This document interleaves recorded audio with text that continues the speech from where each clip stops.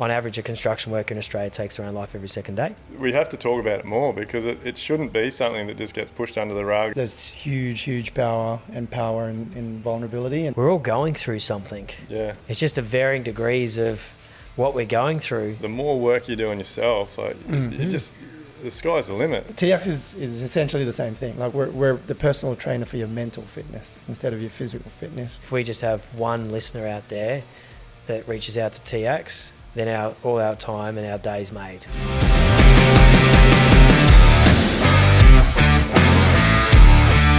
G'day guys, welcome back to another episode of Level Up. We're back in a very hot shed this afternoon and there's a bit of a storm on its way, so stay tuned for that. It might get a bit noisy, but another cracking episode coming your way today. So I'm really pumped about this one. Huge supporters of these guys. One of my businesses, Live Like Build, is a sponsor of these guys, and I just love the work they do. So huge shout out and welcome to Jason and Von from TIACS. Mate, thanks so much for having us today. Yeah, it really. It's been trying to hook this one up for a little while, so I appreciate you taking the time out to come and have a chat. Yeah, no, and as you say, it's a bit warm in the old shed, but we'll get through it. It's great opportunity for us to get out to your listeners a little bit more about what we do out in the community and within the blue collar industry of Australia, and hopefully it resonates with somebody out there that's listening today, and they feel the need that they might need to reach out or even just have a chat with a loved one tonight. I think most people will know, like I'm a massive supporter of Ed and Dan. Like I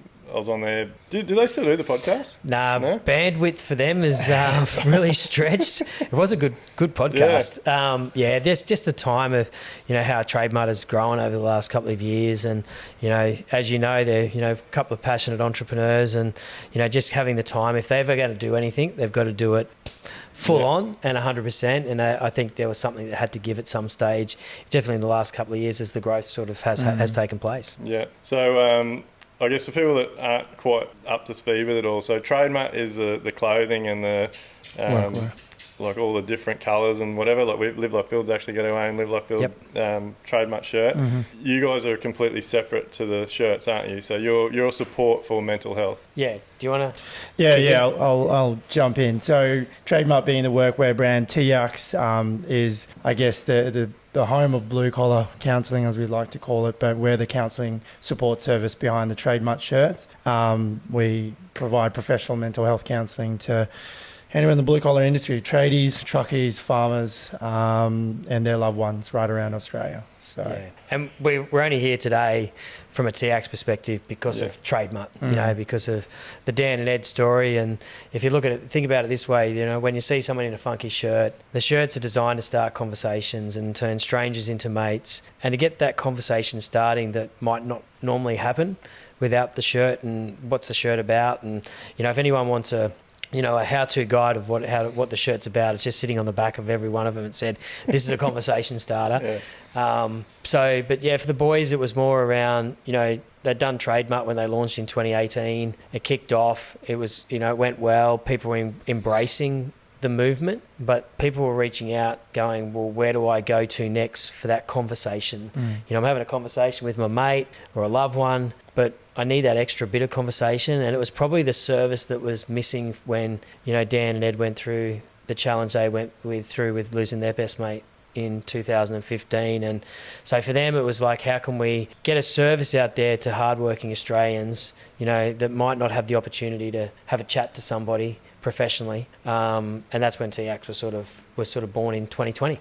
Yeah, I think it's amazing. Like we've got, I won't mention names, like one of your guys jumps on and does a mental health support call with our Live Like Build members every now and then, and like the conversations that he talks about, or the subjects that he talks about is really value adding, like just giving people that insider knowledge and what to be looking out for, how to handle the situation, how to like reach out to other people in a way that makes them feel comfortable, all that sort of stuff. Like it's important that it's getting spoken about. Yeah, definitely. And I think that, often Dan and Ed, when they talk, back 2015, we're looking probably nearly 10 years ago, mental health was sort of like this portrayed as this dark subject. Gloomy subject. Yeah. And you think about a billboard on the side of the road, probably back then it was probably a bloke sitting in a room with blinds down in a dimly lit room with his hands on his head going, what's going on? Beside him, But you and I and Von and everyone out there who's listening today, we're all going through something. Yeah. It's just a varying degrees of what we're going through, and we all have mental well-being. We all have mental health, you know, like it's out there, and we're human beings, so we all have it. So how do we then navigate those challenges that might present to people in everyday life that we're experiencing? Yeah, but like the way you got TIACS do it, like it's a very different operation, isn't it, to your normal sort of helpline? Yeah, like I think that's where it's really gone.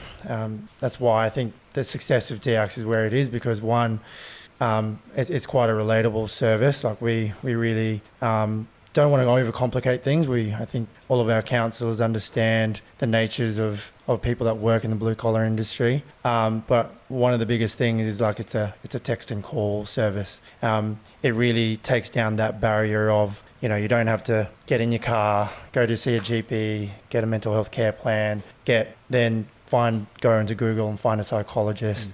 It's literally, you could do just like what we are now, sitting on a couch, just do your counselling right from where you are in the comfort of your own home.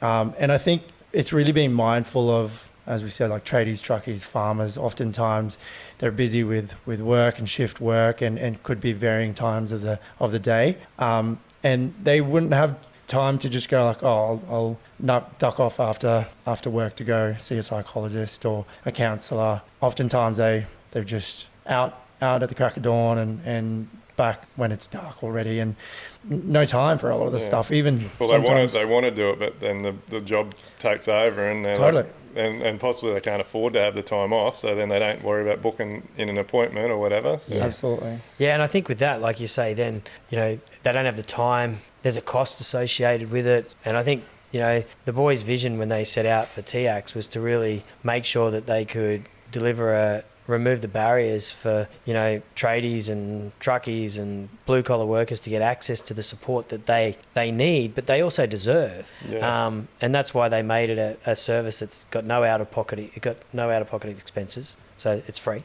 It's removing that physical barrier also that, you know, as Von sort of mentioned, I don't have to get in a car and go to see a GP, and you know, and if you think about, you know, blue collar workers, there's a lot of stoicism that comes with being a blue collar worker, or, you know, someone that's a labourer and, you know, works up a sweat and uses their hands. You know, think about when you are having a challenging time and you need to talk to someone, and actually then bringing up and making an appointment to a GP, and then walking in to see the GP that you've known for 20 years or 15 years, and then have to open up and show vulnerability around, you know what, I'm going through a bit of a shit time right now. Yeah. Like, that takes a lot. Yeah. And we're trying to remove that barrier where, you know, I could be sitting here during this podcast texting TIACS saying, hey, I'm not going too good right now. Can somebody hook me up? Yeah, I think it's so good. Like I talk about my struggles very openly. Like I just think we have to talk about it more, because it shouldn't be something that just gets pushed under the rug. And I think like one of the reasons I never used to speak about it was like just the way I guess that you were portrayed if you brought it up. And like I've talked about it on the podcast before. Like it's a long time ago now, but like I think we're probably going back 15, 16 years maybe. But in my early days of my building business, like we were running a shit show, and like we had some very challenging situations with clients, and I worked up the courage to go and see my doctor about it, and I literally just wanted to chat from someone that wasn't like a mate or a family or whatever. And I thought the chat went all right. Like I had the chat to my doctor, and he asked me if I wanted some pills, and I said no. I really just wanted to chat, because I haven't been able to voice this to other people. And I thought it all went well. And then a few months later, we I can't remember if it was my life insurance or something, come up for a renewal. And no one wanted to insure me, because the doctor had written this report and put down that I was a suicide risk. And I'm like, where's this come from? Yeah, wow. Like, and then that put me off then after that for another 5 or 6 years to even talk about it. Yeah, of course it would. And I think there's still a bit of that sort of, like I guess you've got to pick and choose who you'd reach out to as well. I think probably one of the beauties with TIACS is that you're a very approachable company. Like the way what you put out there and your socials and all that, like you're very welcoming. So target with that is to really make sure that we're relatable to the industry out there. And, if we can make it relatable and share a story like you've just shared your story now, and, we always talk at TIACS is that everybody has got a story and every story is worth telling. And if you get to a point where you can't have a chat to your mate about your story, or we can't have a chat on a podcast around what we're going through, sometimes you need to talk to someone else, and that's when TIACS is there to kick into it. Yeah. And it's a bit like your doctor or your hairdresser or whoever you've got. You want to make sure you've got the right person that's relatable to you, and I think that's what is the difference with TIACS, is that it's relatable to people out there. All our team, all our counsellors have regular PD sessions to understand what's happening in the building industry, what's happening in the farming industry, what's happening in the trucking industry, so they can make sure that when they're talking to the person on the other end of the phone, they're understanding what they're going through. We go and do take the counsellors out to do walks of construction sites, so they can actually see what construction workers and tradies have to endure in a day with the noise and everything that's happening. And we're organising them to go out and spend a day on the road with a truckie, because then they understand the challenges a truckie has to deal with out on the road. So it's really, for us, that's really making sure that is a service that people feel comfortable in reaching out. And one of the counsellors actually said to me one day that, I said, what happens when somebody rings for the first time on their first session? Because they'll ring the first time and they'll have an intake counsellor that'll sort of navigate them through what they're going through, and then book them into a session. And we can get somebody booked into a session within 2 weeks for their first counselling session. And I said, what do you say for the first time, when somebody's reaching out? And he said, all I say is that, today's session is just it's just going to be an intro. I just want to understand what you're going through. It's going to be like we're two mates talking, but we're just going to go a bit deeper. Yeah. And that's all it is. It's just a conversation. Yeah. And we all know how good it feels when we're having a conversation and feel like we're unloading this stress and pressure that we have on our shoulders, and we feel so much better for it. I'd imagine a lot of people, obviously there's people that are affected differently, but I imagine there would be a lot of people that 1 or 2 calls, just being able to have that conversation, that's it. Like on a daily basis, like what you said, like just having that conversation, and you don't want anything else. You just need someone outside of your circle, outside of your bubble. It's not a mate, it's not a loved one, just to have a conversation. And I was the same when I reached out. I didn't want medication. Was the last thing on my mind. Like I just needed someone to unload this burden that I had. And back then I was just troubled by this whole notion of being a provider. And I think as blokes, innately, I think we have that thing on us to almost be like, oh, we've got to provide, and especially when you've got families, you've got kids, you've got to provide. But then it also brings a lot of sometimes just pressure and stress that oftentimes we just put on ourselves, and all you need is a chat with someone that hopefully just wants to have a listening ear. Half the time I don't want you to say anything, I just want to tell you someone to say. So you personally use the service? I haven't, and I kind of wish TIACS was around back when I needed it, and this was prior to TIACS. Was it probably when did we take our first phone 2020 call? So it probably was prior to that. I remember seeing my psychologist for the first time, and it was 2018, and it was a time in my career also that I, probably from someone out looking in, and to give a bit of a backstory, like I wasn't in mental health prior to being with TIACS, but mental health became so strong for me. I come from a corporate background, leading operations in a pretty well-known organisation, and I thought I was doing well. Like from the outside looking in, people would probably say I was going great guns, but I had a lot of demons in my head, and the more that they got louder, essentially, the more I just threw myself to working a lot more and putting myself into positions where I just keep on working until I wouldn't forget the day that my wife told me, it was like, it was my day off, and she said, like, you're here, but you're not really here. Like, you're physically here, but my mind was elsewhere. And at first I'd brush it off, but it took 6 months of her just every now and then bringing those times up, like you're here, but you're not really here. You're physically in front of me, but your mind is elsewhere. And I think that's what, after 6 months of her telling me that, that's when I had to take the step. Well, maybe I do need to do something about this. And I know I'm not alone in saying that. There's a lot of people that probably just don't realize it in themselves, because we just keep doing the norm and find ways to cope with things. And my way of coping during the time was just throw myself more to work, because that's what I knew what to do. I think that's what a lot of blokes do. Like, because we just, I don't know if there's other people that relate to this, but I know growing up, like if you even hinted at talking about this sort of stuff, you were called some pretty nasty names or harden up, and like it was just pushed under the rug. And so, like, I've definitely been in those positions where you just work to keep try and occupy your brain to try and stop those demons. Like I talk all the time. Like I still get demons all the time. We all do. But I know how to deal with them now. Yeah, and I think that there's a couple of things to unpack there. You know, I grew up with an old man that served in Vietnam, you know, and so I've seen PTSD firsthand, and living in a household of, you know, the pressure that he was under, you know, what he had to endure being over there, and what he saw, and, you know, his behaviour that I guess he exhibited when I was growing up, I thought was normal behaviour.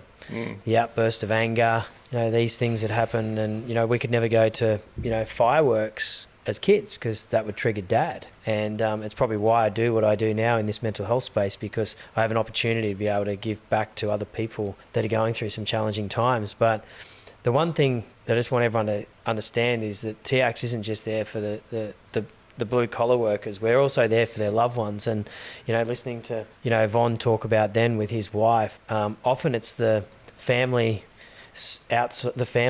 close-knit family are the ones that are impacted even more when somebody's having a challenging time. Like my mum and myself, my sister and brother, you know, we were impacted by that with Dad. You know, Von's wife and no doubt your family were impacted by that as well. And, you know, often they need sort of an outlet to be able to express themselves, because they're the ones that have probably got a bit of a clearer head, but they're like going, well, how do I bring this subject up? How do I talk to them? And, you know, kudos to Von's wife in his situation, where she was able to go see something and feel the courage, because it is courage to be able to come up and say to somebody, hey, I don't think you're doing so well. And then for them to be able to support them through it. So TIACS is just not there for that worker, it's there for the loved ones as well. And we get this all the time, where a loved one will reach out for TIACS going, I've got my apprentice son, and we only had this recently actually, an apprentice son is really struggling. I just want to be able to, you know, how can I navigate him to getting back onto track, or what can I do? At the end of the session,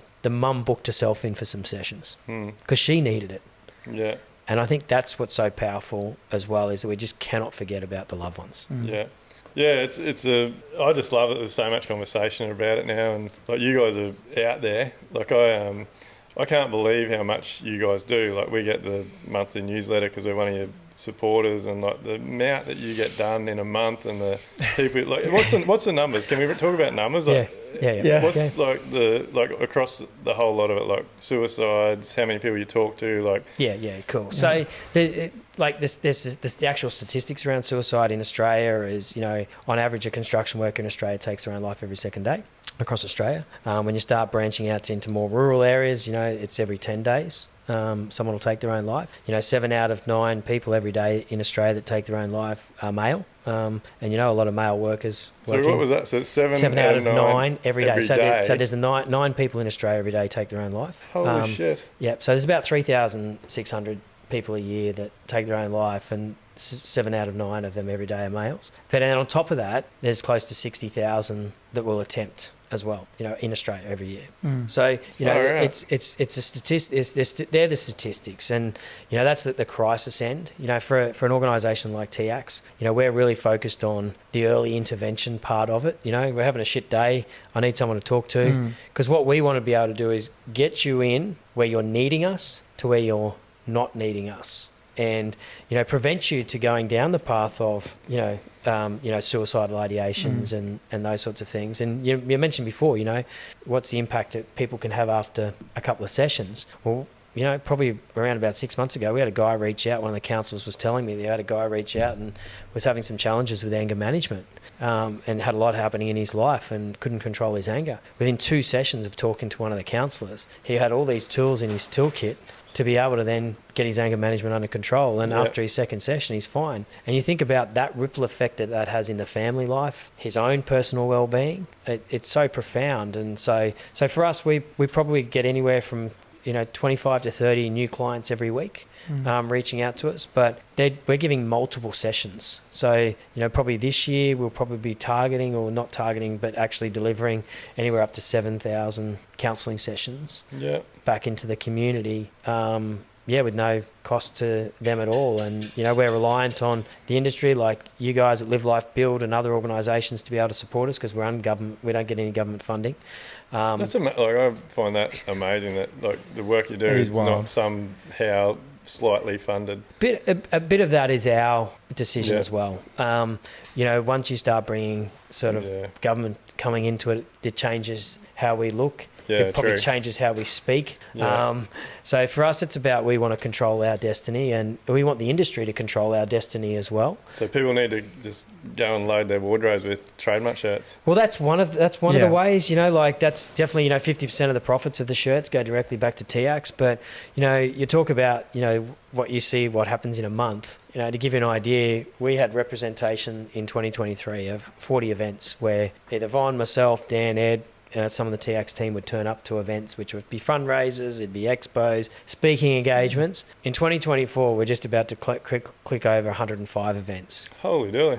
Now, there's only 52 weeks in a bloody year, and there's only really a couple of us. So it's been a big year for us. But we've always been wanting to be the charity, the, you know, support service, whatever you want, that actually cares and actually, you know, gives a fuck, basically. We turn up. You know, we turn up. You know, that's our whole thing is we care and we give a fuck, and we want to be able to turn up. And, you know, whether or not, you know, somebody's raising, you know, just $500 or $200, or whether they're raising $60,000, we treat them all the same. Because every $130 that we receive through, whether it's through our alliance partnerships and other means of funding, means that we can support another counselling session to take place. Yeah. And that could mean the difference for one person. Yeah. It could, you know, save a life down the path. It could actually save a marriage. It could save, you know, somebody not going through some financial challenges because they've got all this head noise. Yeah. And you think about it, for people that are blue-collar Australians, you know, the number one reason why they reach out to us is relationships. Yeah. You know, and then it's financial. And then if you marry the two together, you can't have one pretty much without the other. Yeah. Either people are reaching out because they've got financial challenges, because they've got relationship issues, and vice versa. Yeah. And it's against the trend. You know, every person that has reached out to the TIACS service needs 5 gold stars, because they're actually taking on, like you have, like Von have, like we all have, our own responsibility to our mental health and our well-being, but also to our family and our loved ones. Yeah. Yeah, it's bloody powerful stuff. Yeah, it is. Like something Amelia and I are really proud of with Live Like Bill, like and this is based on our own experiences as well. Like we know we can help people run better businesses, but like we know that unless you're right, like, and I bang on about this on the podcast all the time, like you can't just get tied up and think that by doing coaching, mentoring, spending money, getting busier at work is going to solve your problems. Like if you're in like any situation, like if what you're doing now isn't getting you where you want to be, there's no one thing that will fix it. Yeah. And I'm sure you guys probably might know more about this as well, but I personally believe now that it's got to start, like you've got to work on yourself, and to be able to, like, a lot of that is generally started by having a conversation. Totally. And just I tell a lot of people now, like, and I again, it's from my own personal experience, you have to be vulnerable. Like I firmly believe now, like once you like make that decision to be vulnerable, the floodgates open. Totally. Yeah. There's so much power. Yeah. There's a day in the year that it's about checking in with other people, and, you know, Are You Okay Day, and, you know, it's such a great opportunity for people to check in with others. But I remember Ed saying to us, you know, 2 years ago on that day, you know, out into his network, you know, I know days today about checking in with others, but how about you check in with yourself first? And, you know, once you check in with yourself and understanding where your own mindset is, and I often talk about this, I can't help others to fill their cup up unless my cup's full. Yeah. And, you know, I've been at stages in my career where my cup has been completely empty, but I put all my focus on making sure that everyone else is right, but I forget about myself. Yeah. And then all of a sudden, you know, you start putting on weight, and you start to not sleep at night time, and you start to have all these stresses in life that you just can't manage. Yeah. And that's when you go down this spiraling part of, fuck, where am I going to? What's next for me? Yeah. Von's tell us a little bit about his background, like what from corporate, like what's your background? Yeah, mine's corporate as well. You know, pretty much from the same organisation into senior leadership roles within corporate organisations for 30 years into retail's been mine. Yeah. But probably in 2018, yes, end of 2018, I had spent 16 years with an organisation, and you know, for me, I wasn't in a good place mentally. I was making sure everyone else was right, but not myself. Yeah. And similar story, you know, my wife said to me one Sunday afternoon in August, I still remember where I was, walked in and said, you know, what's going on with you? You know, you're not the same person. You're having outbursts. You're sheltered in. We bottle things up normally, and that's what was happening. And I think it was that time where I was just waiting for somebody to ask me a question about that so that I could answer it, because I didn't feel comfortable in actually expressing it myself. So she gave me the opportunity to actually then open up. And when I did, I broke out in tears. I was still sitting on the edge of the bed and just said, yeah, I'm not in a good place. And it was the time where she turned and said to me, what are we going to do about it? And it wasn't what was I going to do about it. Yeah, I love that. It was what we were going to do about it. And that was the change. I said, I don't know, what are we going to do about it? I wasn't in a good place. She said, you need to resign. Jeez, mate, I'm getting tears in my eyes. Every time I tell this story, Yeah. it sort of gets me going, because it was that time where I needed somebody to ask me that, but then I needed some direction, and she gave it. She said, you need to resign. Yeah. And so I walked in, made an appointment with my financial advisor 2 days later, and we both walked in. She walked in there with me, and after I told the financial advisor, who I'd had for years, he's like my CFO, I call him, said to him, you know, this is what I'm doing. After he got himself up off the floor, he said, gave me the best advice I'd ever had after that, was everything will be right financially, you've done the hard yards, and we'll set everything up. So what I want you to do is I want you to go and take a year out. And I don't want you to go and do a CV. I don't want you to be on LinkedIn. I don't want you to apply for jobs. If jobs come hunting for you, don't take them. Take the year out. And I did that. And I went and did some Uber driving just to like keep the time going. Fucking hated that, you know, because people can be nasty, I tell you. The people don't want to talk to you. Think, you know, you want to get in there for a chat, and I'm up for a chat. No one wants to chat to you. So that didn't last too long. But I'd actually had a passion for fitness. I'd owned a CrossFit gym on the side when I was in the corporate side of things. I had a partnership in a CrossFit gym, so I loved fitness. And it was around when COVID was sort of hitting, and so I just started setting up a personal training studio at home. And had people just inundated me going, hey, can you PT me, you know, because we can't go to the gym. I went, no worries. And how it all started was I started training a young guy who was 14 years of age, who had autism and had some intellectual disabilities. And I started doing that. And then all of a sudden I just got inundated with these people that, you know, with family members of disabilities, and they were going, I'd love for you to be able to take this on board. So I started a personal training studio at North Lakes working with people with a disability. My brother's intellectually disabled, so I had a passion for that, and it was close to my heart. Ended up doing 32 PTs a week with people with a disability, and called it adaptive athletic because it was making sure that, you know, we could adapt to people. And it's a bit like what we do with our minds, but for working with people with a disability is really setting them up to be fit for life. That can they carry the groceries from the car to the house? So doing farmers carries and just doing real life stuff without just to pump an iron, but actually doing things that they could squat so they could sit on a toilet and get up, you know. And that was really fulfilling for me. But then, you know, these two crazy dudes from Trademutt, I saw something on LinkedIn. This is 3 or 4 years after I'd sort of resigned, and I came across this TIACS thing and went, bloody hell, you know, what's this about? And then I rang a mate of mine who actually knew them, and he said, you know, are you interested in working for these guys? I said, well, I love what it's about. I said, I'm interested. And he said, I'll give him a call. So he gave Ed a call, and pretty much the rest is history. I've clocked up 3 years in February, and it's been just such a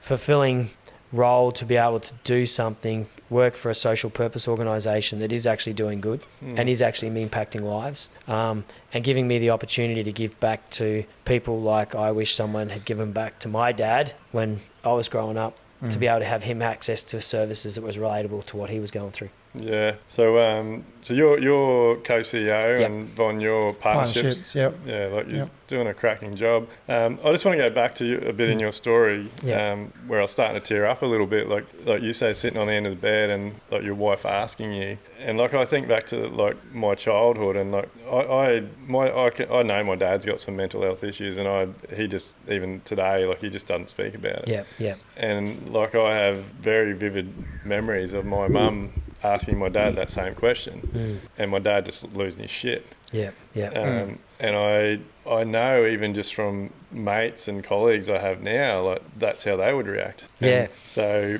it's okay. Like you don't have to fly off the handle if someone asks you how you're going. Like, No. And I think that for me, sitting there that time, as I said, I think I was waiting for somebody because I didn't have the courage to speak up. Now I do, because I've been through it. No, it's a little bit like counselling. You know, people go, why should I do counselling? I said, have you ever tried it? Oh, no. Well, how do you know what it's like? And I think for us is just don't think of us as a counselling service. Just think of us having a conversation.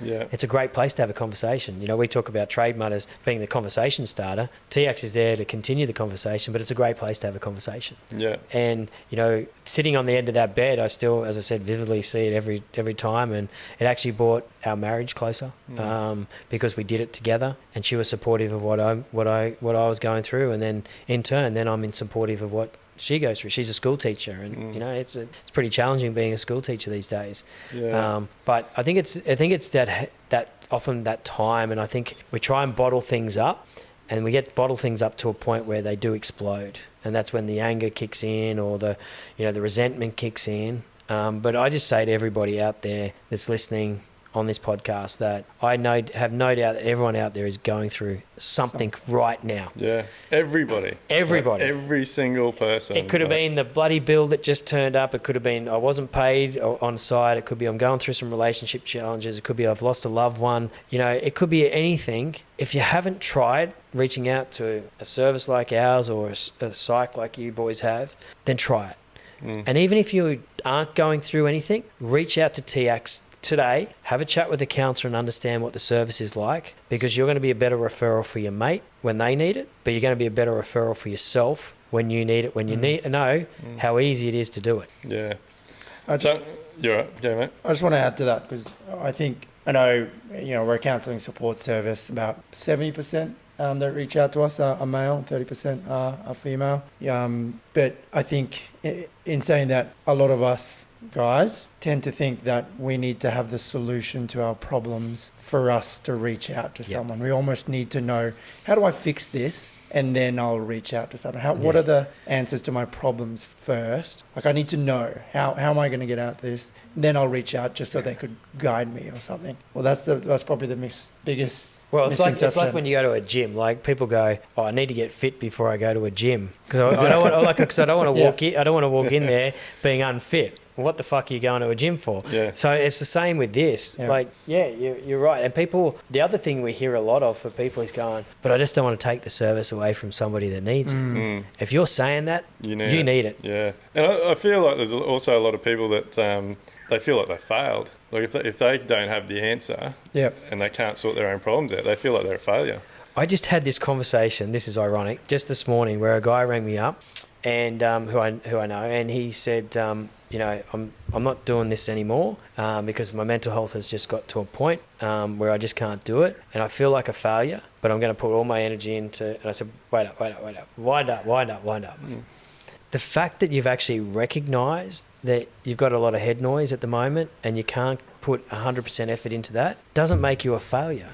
If anything, it makes you a stronger person for actually standing up and going, I need to do something about it. Yeah. And you're right. That thing in here goes, failure, like what Von's saying. I need to fix it. Like, tradies are great bloody problem solvers. So you're problem solvers. Like, you see something, Dan always talks about this. Ed doesn't, because I don't know if Ed was a real carpenter or not. But he was an apprentice, I know that story. But Dan often talks about that there's a problem. I can say that. I spent a lot of time time with the boys, so we're always taking the piss out of each other. But Dan always talks about, as tradies, we're often problem solvers. So we try to fix the problem to the solution, when sometimes the solution is we actually have to seek advice to get it. Yeah, so. I've only just recently, over the last couple of months, like I do all sorts of coaching, reach out to people and that, and like I said before, like I just think that, I know, like the more work you do on yourself, like you just, the sky's the limit. And so something I've been working on a lot, just because of the different businesses and that, is a DISC profile. I don't know if you guys have heard of them. I knew nothing about them, but it's basically figuring out who you are, and I don't know. I think there's all different types of DISC profiles, but you basically answer a heap of questions, and you can do it differently. Like I did one, and I had to answer it to suit the position I was in that business. You can do one and to do with your home life. You can do one to do with your position in your job, like all those types of things. But it's been an absolute eye opener for. So you basically you get put into I think it's D, I, S or C type person, and then it's like a circle, and then you can be like at different levels or within that circle, and it helps you understand how everybody's very different, and it gives you a lot of solutions to how. And after doing that, I know what every member of my team is, and it's changing the way that I'm starting to show up and have conversations with them. And I would imagine there's probably a lot of blokes that are D, I'm a lot of D in mine, but I'm at the sort of lower end of it. But like a high D, they just have a solution for everything. They don't take advice. They want to solve the world's problems, like all these types of things. And like now knowing what the different types of people are, it's been really powerful. And like I listen to people's conversations now, and just in my head I'm going, you're an S. You're a C. Putting a type on them. but it's allowing me to have open up and have a different conversation with them. And coming back to like blokes possibly being asked that question from their wives, it's actually changed the relationship. With my partner as well, because now I understand what type of person she is a lot more. And now knowing what type of person I am, I can change my reactions, or even words, use different words so that I don't react in the wrong way and all those types of things. But well, I think that well-being side of things, understanding, personalities and who you're dealing with and who you're talking to, and being able to, take on, because we're all human, so we all have different ways that we look at things. But one of the things that people often say to me is, how do I, turn up every day in an industry that can be pretty dark. Like, it is pretty tough. And, there's plenty of times this year that I've had lots of tears in my eyes, because people are opening up on their stories. So, for myself and for Vaughn and the boys and everybody that works at TIACS and Trademutt is, how do we stay on top of that? And I look at it, I have two things. I have a two-prong approach to this. I have make sure that I've got a really good support crew. So I could tell you right now, if you looked at my notes, I'll have all the names and the numbers of all my support crew, whether that's my mum, my dad, my wife, my best mate, Dan, Ed. And some of those I'll reach out to and say, hey, I'll have the conversation with Dan, but I might not actually have that conversation with my wife because I feel more comfortable talking about it with them. So having a really good support crew in place, and it could be just one or two people, but letting them know that they're part of your support crew. So when you get to a point where you go, you know what, I'm not in a good place. Hey, such and such, Tony, mate, you got time to call? Got time to chat? So that's one part, is having a support crew. But the other thing is having a really good self-care routine in place. And, I'm one of the guys that wakes up every morning, jumps in a 25-minute sauna, a 3-minute ice bath. One of those crazy guys. Yeah, mate, I'm with you. I like it. Oh, awesome. That's good. Last one of the other podcasts I did, they were calling me a wanker or something. But anyway. I want to go that far. No, I wouldn't need. But for me, it sets my day up. I can get in there. I can picture what I've got my day out to look like.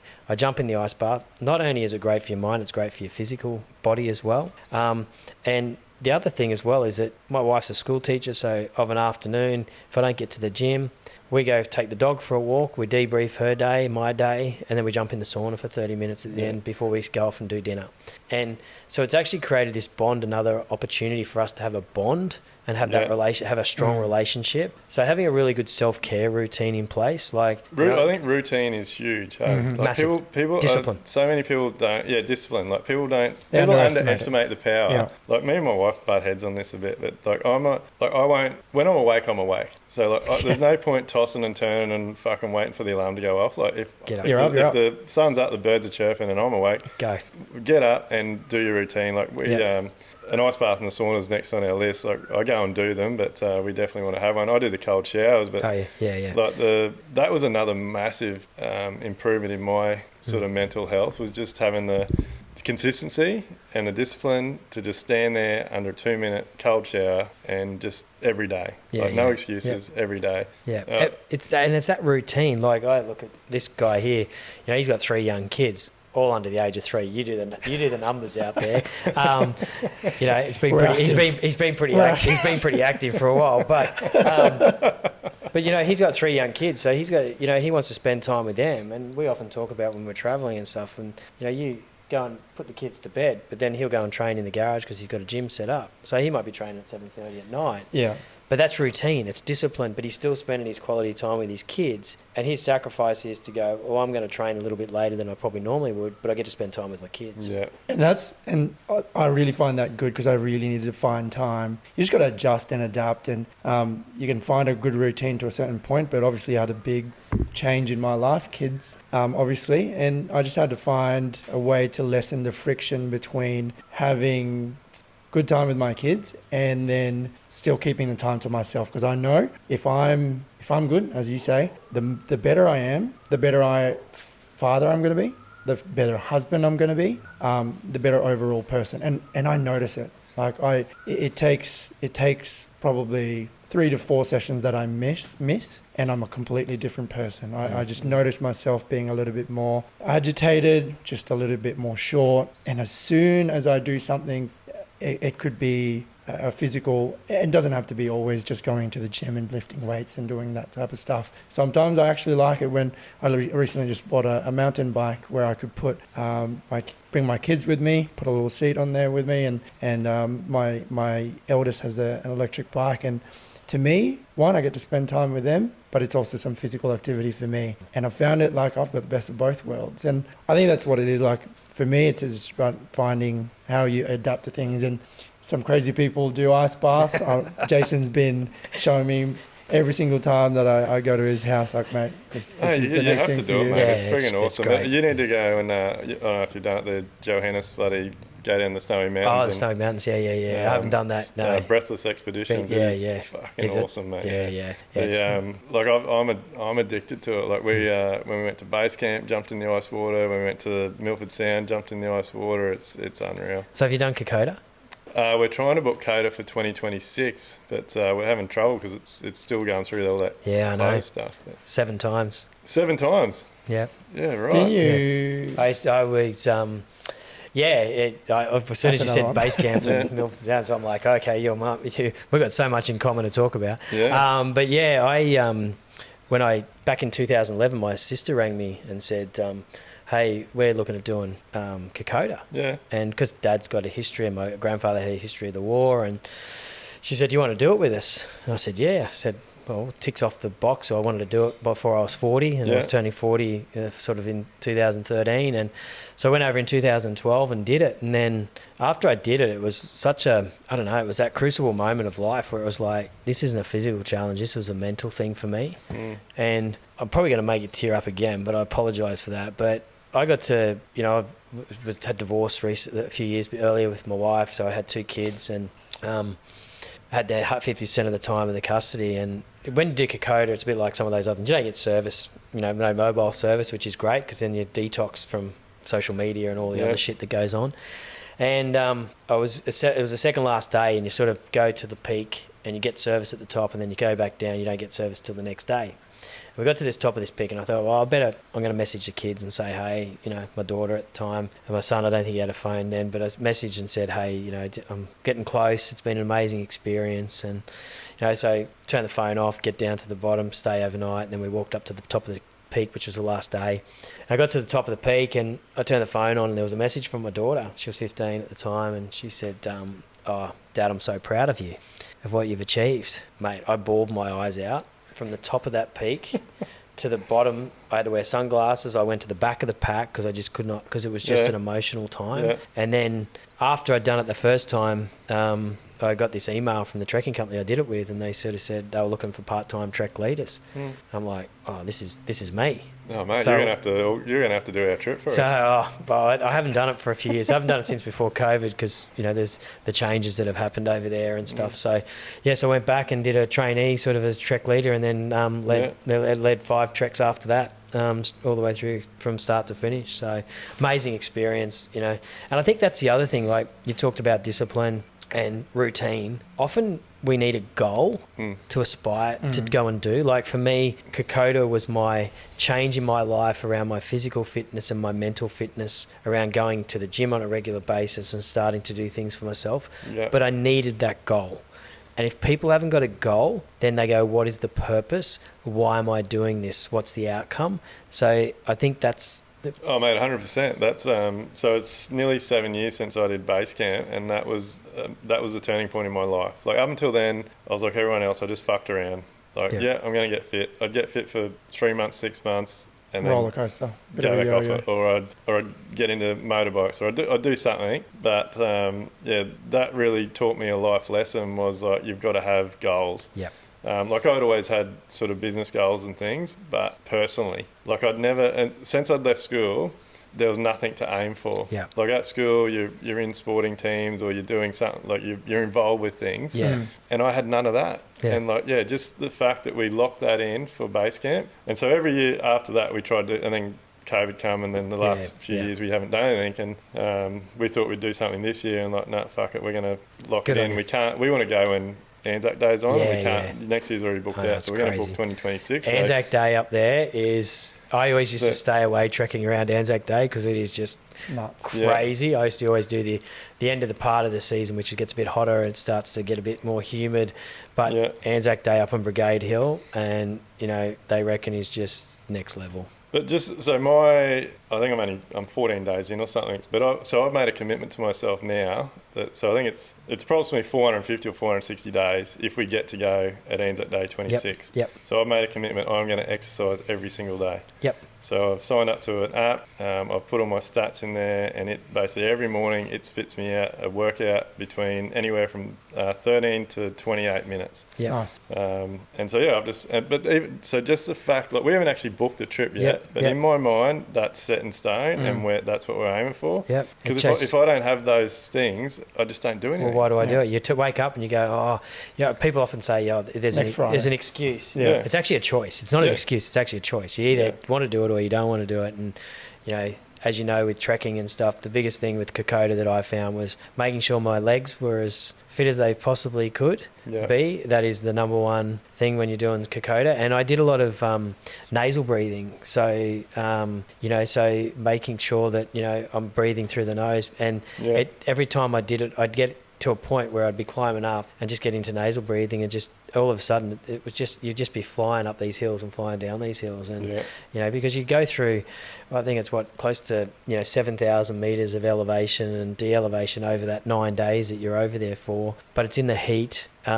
And it's more of a mental challenge, I really think, when you start to do these bigger sort of... I think any of those treks are. Even when we did Milford, it was just massive days. I think the Milford track was harder than base camp. Yeah, right, okay. They'd had a lot of earthquakes and shit, so there was avalanche and shit. So I think instead of being the normal 42 Ks or something, it was like we're doing all these detours and shit. But, what an experience, but you had a goal. Yeah, and I think that's super, super important. Definitely. I'd like to go back to you, Von, because this is another, I believe it's an excuse. I hear all the time from people that reach out to me that are trying to better themselves, better their business, that they've got young families and they don't have any time. Like you've obviously adapted your routine to still get time with your kids, your family, and still do what you want to do. Because again, I don't know if, like you said, it's a choice it's not an excuse, it's a choice.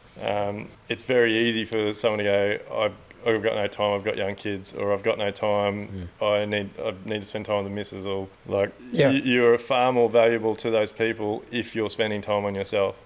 Yeah, and like I attest to what Jason said, like if you really want it, you're going to find a way. And If you don't want it, you're going to find an excuse. And I think when it comes to, especially when I'm in a stage of life right now where, I've got 3 young kids and probably that provider. 3 girls, by the way, too. 3 girls. 3 So girls. God help me when they're 13, 14. Mate, I've got 2, 11 and 13, and it's. I'm about to start doing a lot more treks. Yeah.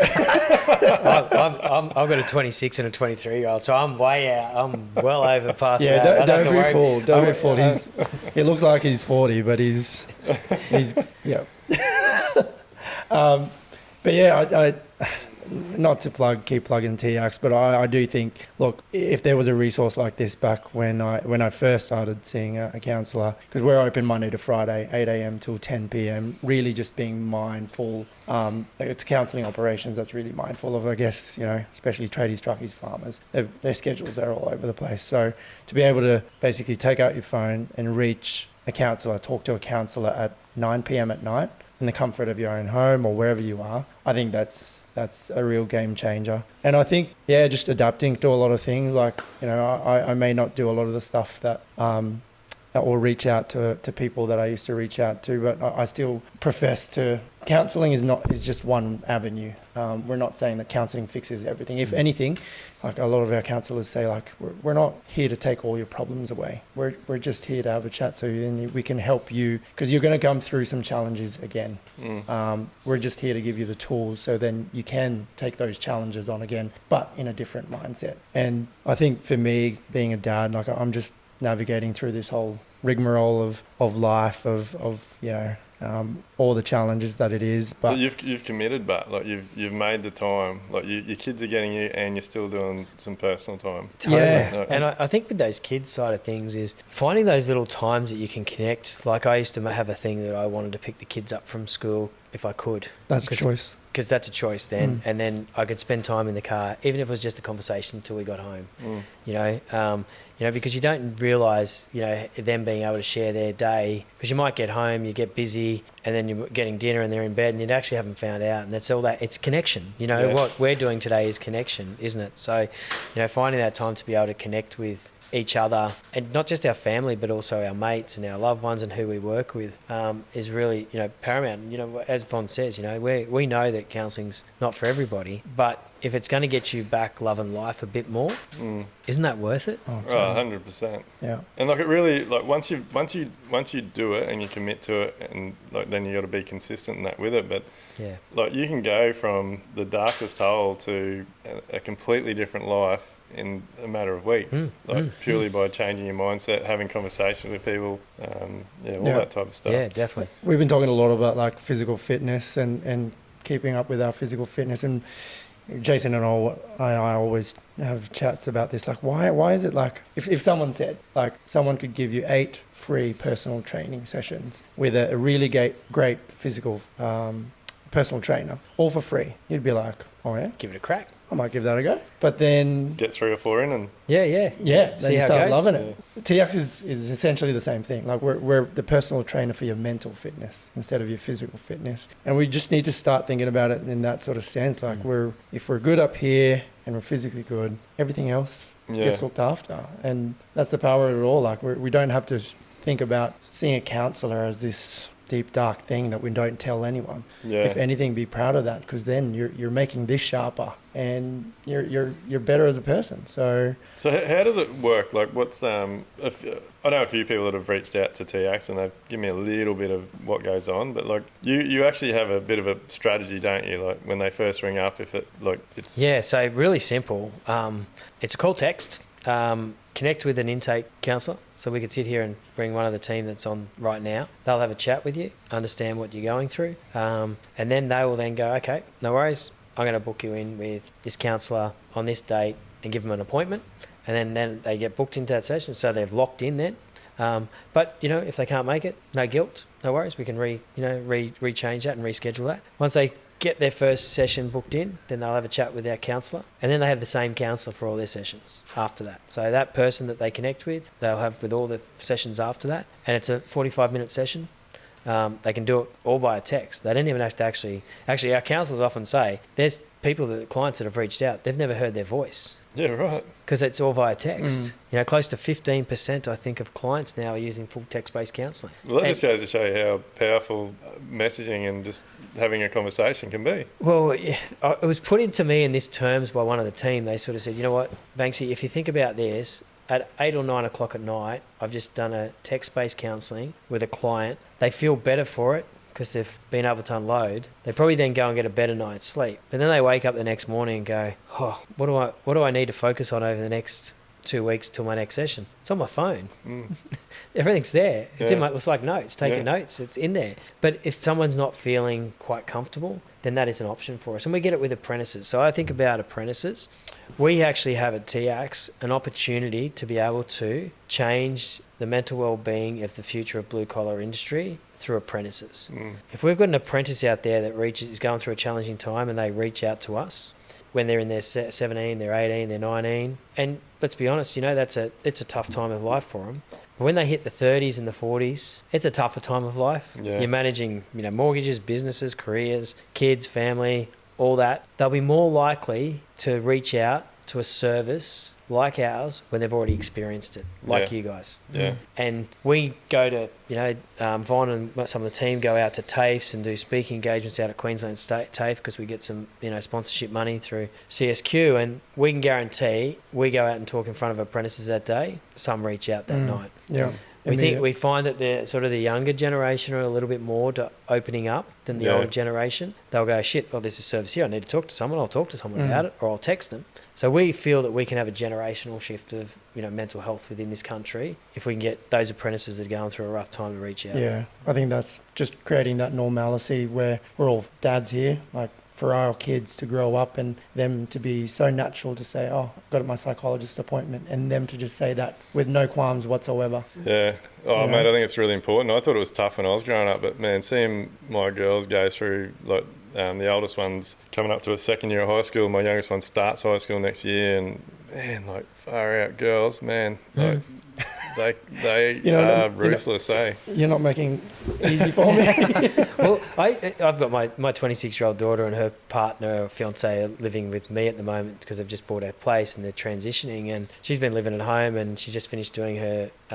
naturopath degree, and you know, she got engaged to, she finished a degree, they bought a property, and she's setting up a business, and it all happens in this short period of time, and she's living under the household. And I just felt that, like, she just, and it should be comfortable for me talking about this, but she just wasn't herself, a little bit like how I wasn't myself. And I said to my wife, I said, I need to talk to her. We can't keep living on eggshells every time she walks out. I said to her the other day, Sunday morning actually, I said, hey, you know, can I have a chat? And she goes, yeah. She goes, what's going on? I said, you just don't seem yourself. And then she just opened up and told me everything that's going on. And at the end of it, she came up and said, I love you, Dad. Thanks so much for asking me that question. Yeah. You know, and I think it's it's tougher for somebody to actually speak up to somebody than what it is for them to reach out. Yeah. And I think we all have an obligation to our loved ones when we see that they're not quite in the right space. The worst thing that she was ever going to do to me is tell me to fuck off. Like, she would have said, Dad, I'm fine. There's nothing wrong. But she didn't. Yeah. And then the next day afterwards, she actually said to me, I'm so grateful that I had that chat yesterday because I feel so much better for it. Yeah, definitely. My girls are only young, mate, and I we take turns in picking the kids up and that. So, or if I don't get the chance to pick them up, I take them horse riding that after school, their lessons and that. But I always make a point, like, so I always ask them, like, how's your day? Yeah. And most of the time I say, like, what did you do? Nothing. Yeah. Like, so I'm like, well, what was the best part? What was the worst part? Who did you talk to today? What did you do today? Like, and just try and really encourage that conversation. And like, my youngest one's, she's a bit cagey. She keeps things tight to her chest, so you got to work on her a little bit. But my oldest one is quite an emotional kid, and we get so much value out of those conversations.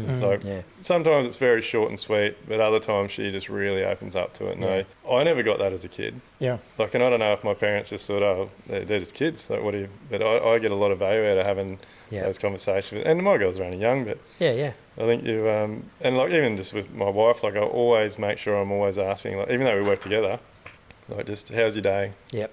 What did you struggle with today? What happened? Like, I think it's just important just to have those little conversations and connections. Give people the opportunity to voice something that they may have.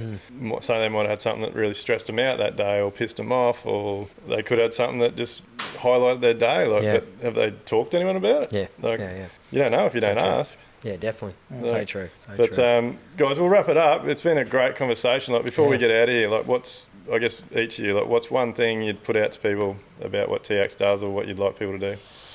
Oh, here you go. Oh, just to reach out. Like, as I said a couple of times, we're all going through shit. Just don't bottle it up. Like, if you can't have that chat with a mate or a loved one like we've discussed today, and you need that extra chat, just reach out to TIACS and give it a go. If you haven't tried it, just give it a go. Like, it's not that bad. It's actually good. Yeah. So I would just say to people, if you want to get back to loving life a bit more and you've got some challenges, a bit of head noise, reach out to us. Awesome. Yeah. How about you, Von? Oh, very much similar, but I think especially these days, I'll just say to people like we're very good at, I know I was just very good at pretending that everything's okay. And on the surface level, especially with a lot of platforms and the way technology is these days, it's very much easy for us to show people like I've got it all together. When most of us are probably just struggling just like the next person. So there's huge power in vulnerability, and I think for me, like, TIACS is a game changer. I've got the pleasure of working for this organisation and preach, I guess, what I really believe in, because like I think a power conversation could really change someone's life. Yeah, well, you've definitely. proven that. So, guys, really appreciate you coming on, sharing your story and having a conversation today. It's been unreal. So, And, massive thank you to you guys over at Live Life Build as well, and what you do for us, Dwayne, to be able to jump on board and support with Trademutt and the shirts.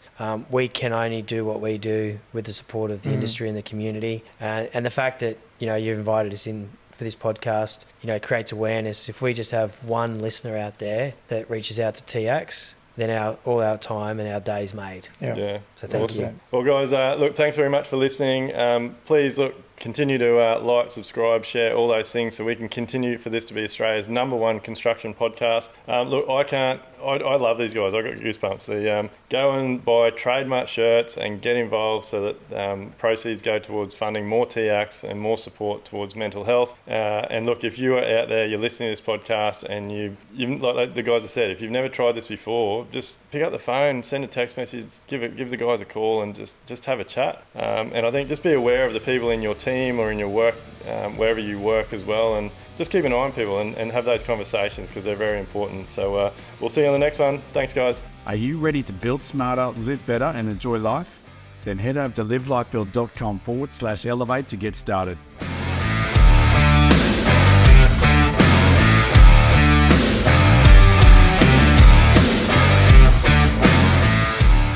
Everything discussed during the Level Up podcast with me, Dwayne Pearce, is based solely on my own personal experiences and those experiences of my guests. The information, opinions, and recommendations presented in this podcast are for general information only, and any reliance on the information provided in this podcast is done at your own risk.